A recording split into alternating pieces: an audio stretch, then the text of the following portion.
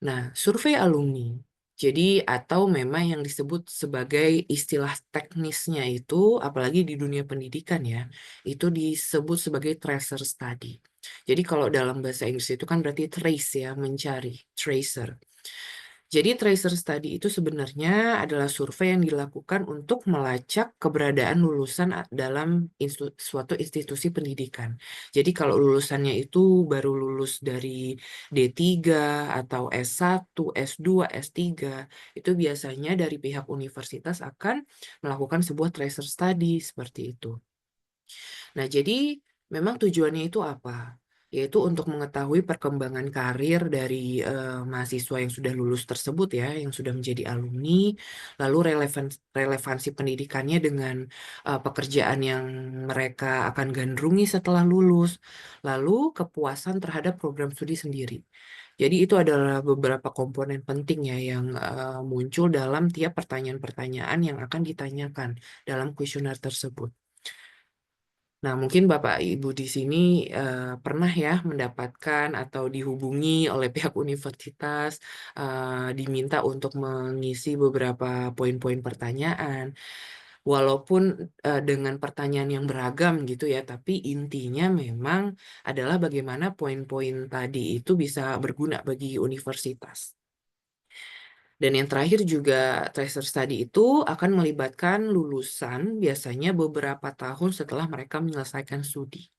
Minimal itu 1 tahun setelah mereka lulus dapat disebarkan. Namun memang untuk yang sudah lama ya seperti 2 tahun bahkan 5 tahun ke atas itu bisa dilakukan tracer study lagi tergantung dari eh, intensi universitasnya seperti itu. Misalnya mereka mau mencari pola atau data grafik tertentu gitu ya, itu bisa dilakukan trace lagi untuk misalnya Bapak dan Ibu yang sudah lama sekali lulus. Lama datanya masih ada ya Bapak dan Ibu. Baik, lanjut. Nah, jadi itu ya kira-kira gambaran tracer study. Nah, jadi untuk lebih jelasnya fungsi tracer study itu apa saja? Jadi memang yang pertama untuk mengevaluasi program studi. Jadi kita itu bisa mengukur relevansi kurikulum dengan kebutuhan dunia kerja. Di mana kan kita tahu ya zaman ke zaman itu mulai berubah. Industri dari 3.0 jadi 4.0. Nah, itu kan harus ada evaluasi by data dengan data yang meyakinkan ya. Nah, itu dilakukan. Bagaimana program studi bisa mengembangkan pembelajaran itu jadi lebih mengarah sesuai dengan tren yang ada. Lalu juga tentunya perencanaan strategis institusi. Jadi bisa memberikan data untuk pengembangan program pendidikan yang lebih sesuai dengan pasar kerja yang sesuai tren saat ini. Nah, ini yang tadi, yang ketiga sudah saya spill sedikit, yaitu sebagai penunjang akreditasi. Nah, jadi kan kalau akreditasi itu penting ya, Bapak dan Ibu di setiap institusi. Nggak hanya pendidikan ya, di institusi-institusi lain pun penting, termasuk dengan taraf universitas, di mana menjadi salah satu indikator penilaian akreditasi yang poinnya itu sangat besar, 16 sampai 20 poin ya. Dan ini akan dikembangkan atau dilakukan oleh BAN PT. Kalau di Indonesia namanya BAN PT ya, Bapak dan Ibu. Jadi menentukan kita itu akreditasinya baik, baik sekali atau unggul. Nah, yang terakhir ya tentunya itu adalah feedback dari lulusan. Jadi bisa memberikan sebuah umpan balik untuk meningkatkan kualitas layanan pendidikan. Karena kan memang kita harus terus maintain ya, Bapak dan Ibu, di dalam sebuah institusi pendidikan itu untuk menunjang kualitas dan menerapkan pembelajaran yang maksimal gitu ya, pasti akan diminta feedback-feedback tertentu dan stakeholder terpenting tuh dari kita sebenarnya siapa sih ya, lulusan kita yang bisa memberikan masukan yang sangat baik gitu. Nah, itu ya, Bapak dan Ibu. Nah, selanjutnya memang kalau kita bicarakan tadi lebih ke arah bagaimana perannya dalam penunjang institusi sendiri, institusi pendidikannya. Nah, sekarang apa sih perannya tracer study atau survei alumni itu untuk kualitas pendidikan dan kesesuaian karir?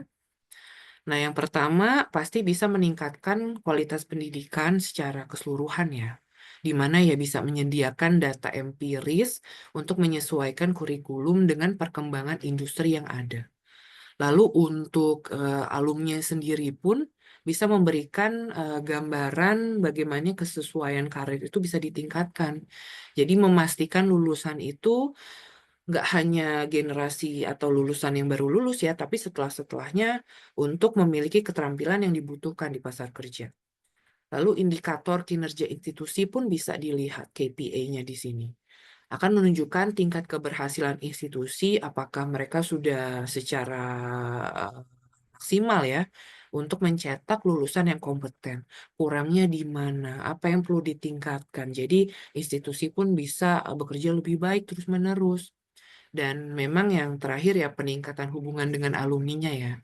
Jadi akan terus mempererat hubungan institusi dengan para alumni untuk kolaborasi dan dukungan. Dikarenakan kan biasanya banyak tuh ya Bapak dan Ibu, seperti saya yakin Bapak dan Ibu semua di sini setelah memasuki dunia karir, lalu dengan karir yang baik gitu ya, pasti bisa menyumbang knowledge-nya, pengalamannya, pengetahuannya untuk para junior-junior Bapak dan Ibu di satu alma mater gitu. Dan biasanya itu akan difasilitasi oleh pusat karirnya untuk dilakukan pengundangan dan akhirnya bisa dalam bentuk webinar atau seminar Bapak dan Ibu yang sudah berkiprah gitu ya di karirnya masing-masing akan mengilhami adik-adik mahasiswanya yang mau akan lulus agar lebih semangat lagi untuk bisa menjalani kiprahnya gitu ya di dunia profesional. Nah, kira-kira seperti itu. Nah, baik. Mungkin itu ya gambarannya dari sebuah aktivitas tracer study atau survei alumni dalam sebuah institusi pendidikan. Jadi fungsinya, lalu ya intinya esensinya itu seperti apa telah saya coba sampaikan. Nah, sekarang saya izin Bapak Ibu untuk memberikan gambaran hasil laporan dari Tracer Study 2024 yang Undira telah laksanakan. Dan ini memang sudah telah digunakan juga ya untuk akreditasi perguruan tinggi dan kedepannya ya untuk peningkatan di mana akreditasi itu akan dilakukan kembali. Begitu juga dengan akreditasi program studi. Jadi kalau di dalam universitas itu kan ada dua ya. Ada yang perguruan tingginya, ada yang program studinya. Nah itu survei-survei seperti ini tuh pasti akan berguna sekali. Nah ini gambarannya yang telah Undira telah lakukan, Bapak dan Ibu. Jadi memang kalau kita lakukannya di tahun 2024 itu yang menjadi sasarannya itu kan berarti alumni-alumni yang udah lulus di tahun sebelumnya ya. Karena memang Undira itu baru punya 2 lulusan dan hanya 1 lulusan yang bisa di trace. Jadi eh, ini korespondennya adalah tahun 2023. Nah, jadi ini adalah contoh-contoh instrumennya di mana di sini saya menggunakan sebenarnya Google Form ya. Kalau Google Form itu kan kayak ibarat survei online yang dari handphone saja Bapak dan Ibu bisa akses gitu ya dan praktis, mudah. Nah, itu menjadi eh, salah satu indikator saya kenapa Google Form itu sangat berguna. Jadi untuk capaian responden untuk bisa mengisi itu akan lebih banyak biasanya.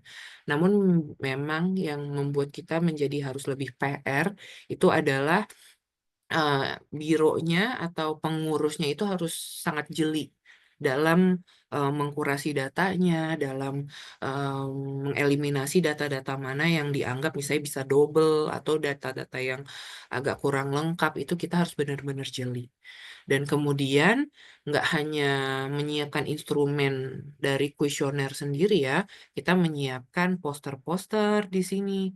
Jadi kayak poster-poster untuk informasinya bahwa ayo dong tolong isi survei alumni ini dari Instagram, YouTube, bahkan website.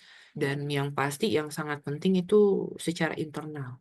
Saya juga harus melakukan pendekatan dari dekannya dalam suatu fakultas, dari prodi-prodinya, untuk bahwa mereka bisa mensupport kegiatan tracer study ini dan bisa secara langsung itu sharing ke para alumninya, dan biasanya itu akan lebih cepat lagi tuh para alumni itu untuk mengisi seperti itu. Nah, kemudian nggak hanya setelah survei itu dilakukan ya, Bapak dan Ibu, biasanya kan tahapnya itu ya analisis dan lain-lain.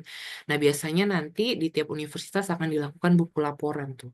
Nah, di sini jadi gambarannya akan ada buku laporan dibukukan yang kemudian nanti bisa menjadi salah satu dokumen penting ya, yang bisa terkolekted dalam sebuah repositori universitas.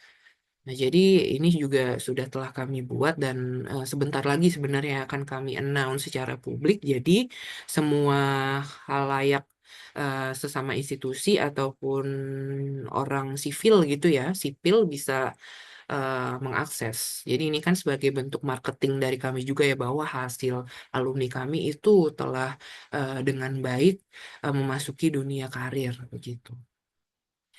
Nah, baik, sekarang saya ingin memberikan secara cepat saja ya, Bapak dan Ibu, hasil dari Tracer Study Undira tahun 2024 sendiri.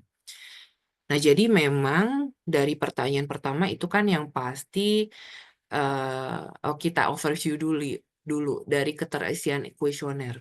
Nah, dari 352 alumni pertama Undira, kami berhasil 291 respondennya. Jadi sekitar 80% ya yang mengisi kuesioner tersebut.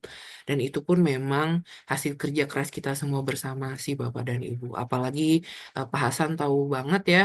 Jadi Pak Hasan juga berperan sangat besar untuk hal ini.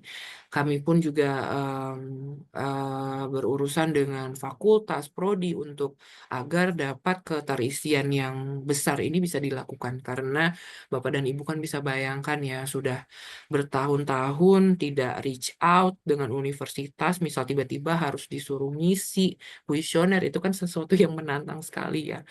Jadi ini sudah ada strategi-strategi yang dilakukan agar 291 responden ini terisi.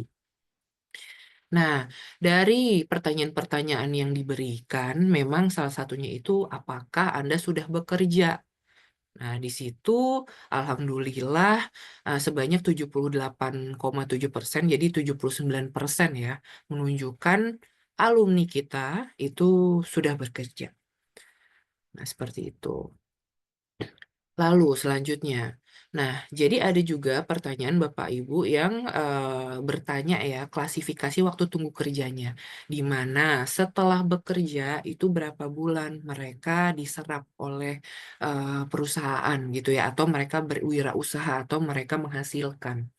Nah, alhamdulillah pun di Undira sebanyak 57% itu memerlukan hanya 3 sampai 6 bulan untuk bisa bekerja setelah mereka lulus. Karena memang mereka trennya itu kan Bapak dan Ibu biasanya fresh graduate itu banyak ya dicari-cari oleh para pencari kerja. Dan yang kedua pun Undira memang banyak mahasiswanya juga yang sudah bekerja saat mereka kuliah.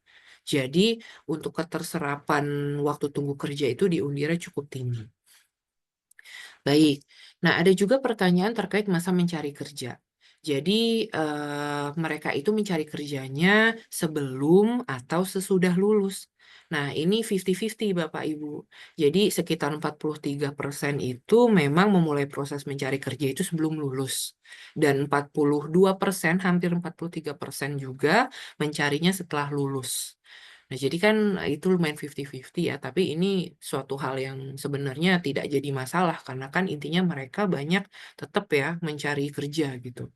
Dan buah hasil kerjanya itu ya mereka terserap. Lalu ada juga jenis instansi tempat kerja. Nah, memang kalau di lulusan kami itu 70%-nya itu 72% ya bekerja di perusahaan swasta. Jadi kebanyakan memang masih bekerja di perusahaan swasta dan memang ada juga yang 3% itu bekerja di institusi pemerintahan multilateral ya, dan BUMN. Jadi sekitar ya 5% lah ya, 5% itu ada yang di BUMN dan ada yang multilateral. Ya, jadi itu gambaran, tapi memang mayoritas alumni kami bekerja di perusahaan swasta. Lalu, nah ini terkait range rata-rata pendapatan per bulan. Nah, alhamdulillah juga mayoritas responden kami itu 51% ya memiliki pendapatan rata-rata per bulan antara 5 juta sampai 10 juta. Jadi di sini kan sudah berarti di atas UMR ya Bapak dan Ibu, dan itu kami juga cukup puas dengan hasilnya karena terbukti ya, walaupun memang belum yang mendominasi itu kan belum dengan skala pendapatan yang di atas gitu ya, tetapi dengan rentang fresh graduate atau mahasiswa yang baru lulus itu bisa mendapatkan di atas UMR itu sudah cukup memuaskan untuk kami. Nah, baik. Nah, ini juga terkait lokasi tempat bekerja. Nah, karena memang Universitas Dian Nusantara itu kan memiliki cabang-cabang di Jakarta, lalu Bekasi gitu ya.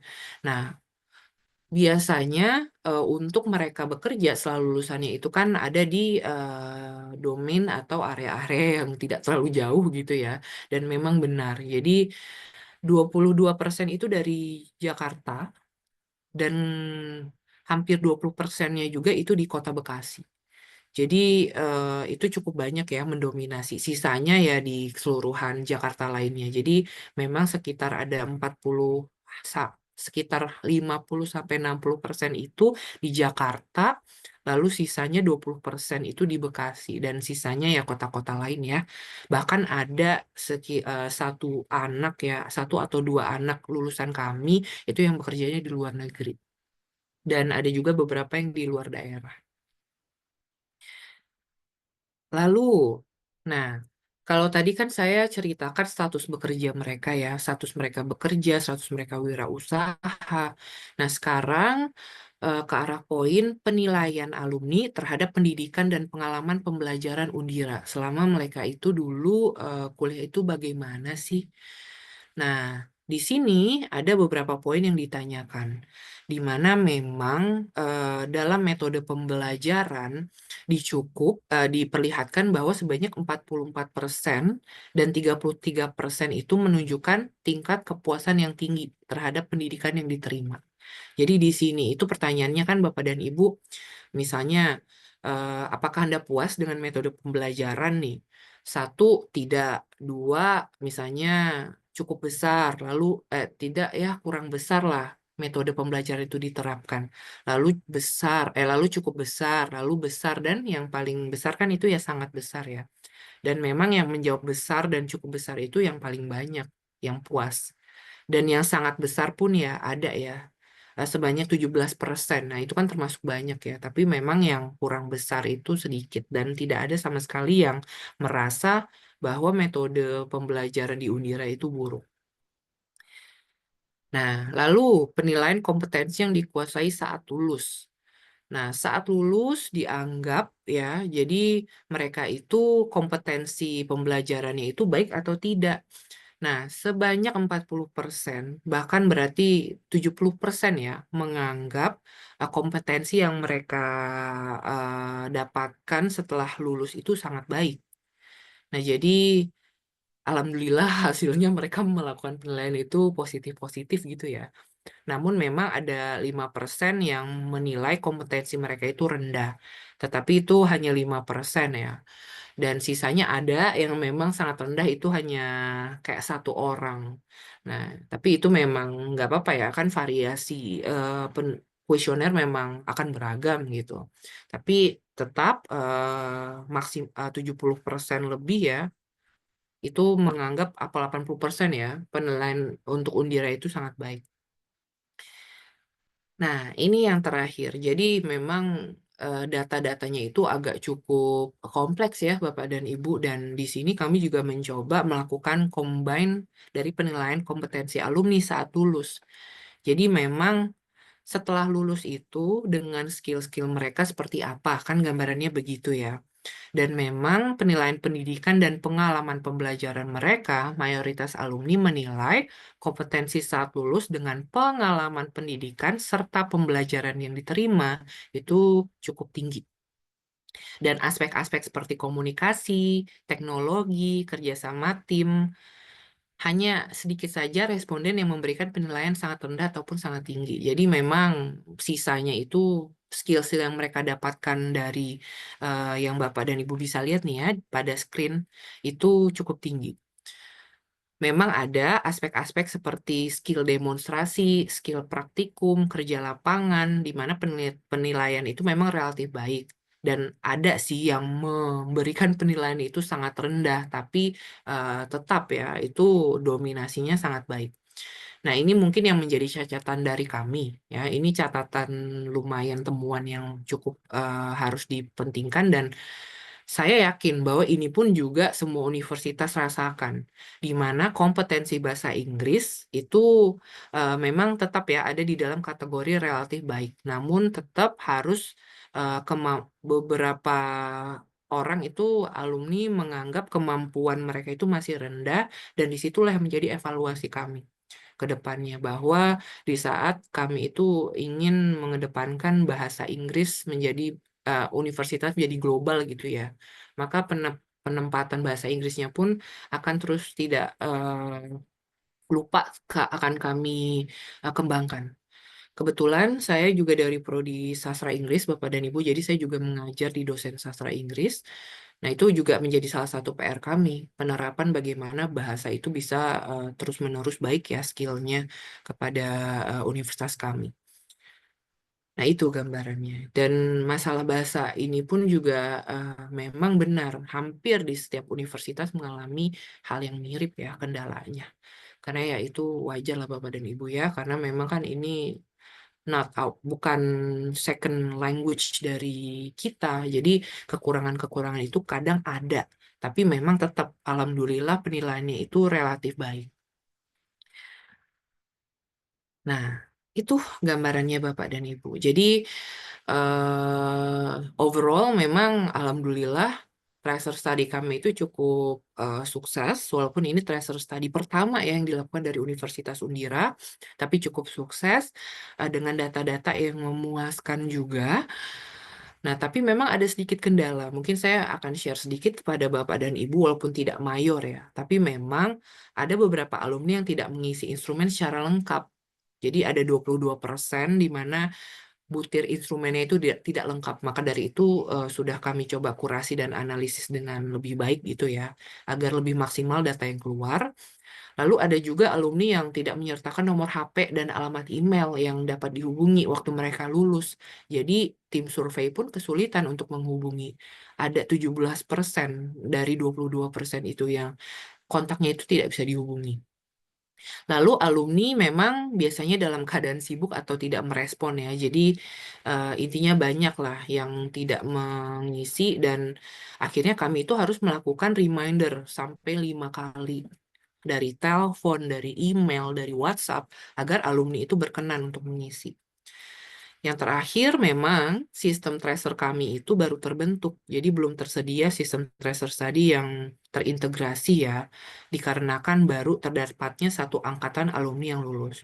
Namun ya saya bisa secara confident ini ya, dimana kalau kami kan mencoba sistem-sistem itu sudah sangat ajak dari awal gitu ya Bapak dan Ibu. Jadi mudah-mudahan untuk kedepannya menjadi evaluasi kami dan terus-menerus sistem itu akan makin kuat. Jadi tracer study tahunan atau 2 tahunan yang akan kami lakukan itu akan terus baik ke depannya. Jadi kendala-kendala seperti ini kan memang harus ya dicoba diatasi. Jadi pembelajaran dan hasil output itu pasti akan lebih baik terus-menerus dari periode ke periode selanjutnya.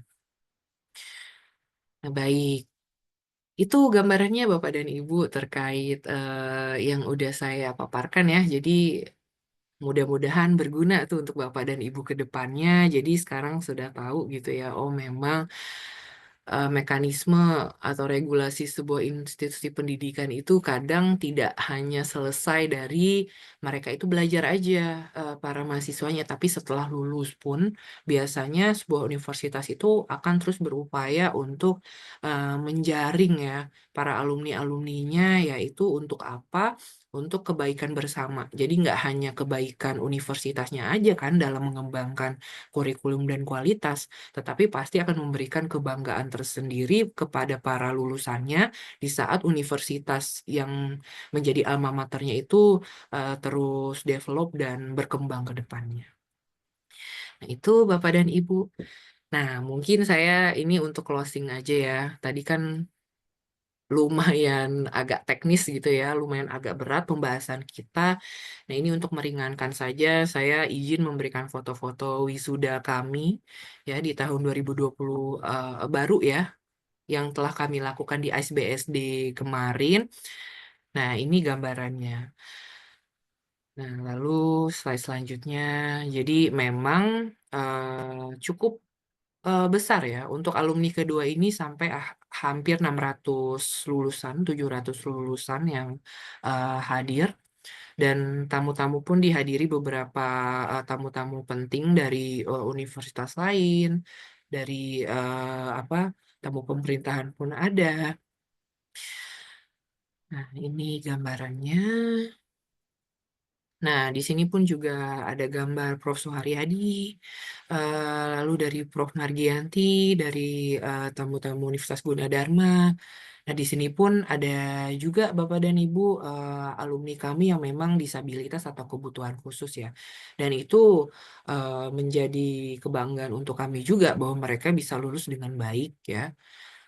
Nah, ini gambarannya. Nah, seperti ini foto-fotonya. Ya, baik. Sekian dari saya, Bapak dan Ibu. Terima kasih.